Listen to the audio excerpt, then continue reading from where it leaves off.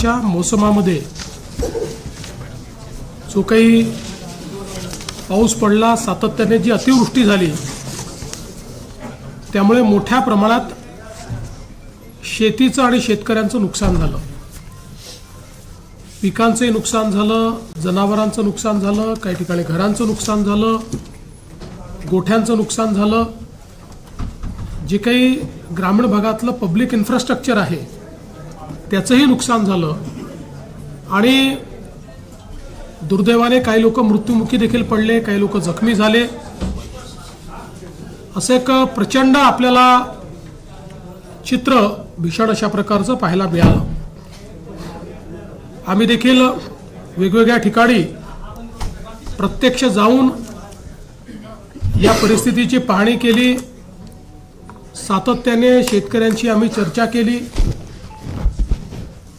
आणि एक प्रकारे दिलासा आपल्याला कसा देता येईल याचा प्रयत्न आम्ही केला. तातडीची मदत म्हणून ज्यांच्याकडे नुकसान झालेलं आहे, त्यांना घरामध्ये पाणी शिरलं आहे, त्यांना 10,000 रुपये देण्याचा विषय असेल किंवा गहू तांदूळ देण्याचा विषय असेल, त्या ठिकाणी वेगवेगळ्या प्रकारे छोटी मोठी मदत जी आहे ती मदत करण्याचं काम आपण सुरू केलं. अगदी तातडीनं 2200 कोटी रुपये रिलीज करून क्रॉप कम्पेन्सेशनचा पहिला हप्ता जो काही आहे तो त्यांना मिळावा या संदर्भात आपण काम चालू केलं. आणि त्यानंतर आम्ही सातत्याने आपल्याला जास्तीत जास्त मदत कशी करता येईल याचा प्रयत्न करत होतो. आपल्याला कल्पना आहे की शेतकऱ्याचं आपल्या पिकावर पोटच्या पोराप्रमाणे प्रेम असतं आणि अशा परिस्थितीत पीक करपून गेलं, त्या ठिकाणी पाणी साचलं, अशी जी काही अवस्था पाहायला मिळाली, झोपलेलं पीक पाहायला मिळालं, चिखल पाहायला मिळाला आणि अनेक ठिकाणी तर जमीनच खरडून गेली. त्यामुळे रबीची पेरणी करण्याचीही क्षमता त्या ठिकाणी उरली नाही. खरं म्हणजे यातनं जे काही आर्थिक आणि मानसिक अशा दोन्ही प्रकारचा त्रास शेतकऱ्यांना होतो त्याचं 100% कम्पेन्सेशन कोणीच देऊ शकत नाही.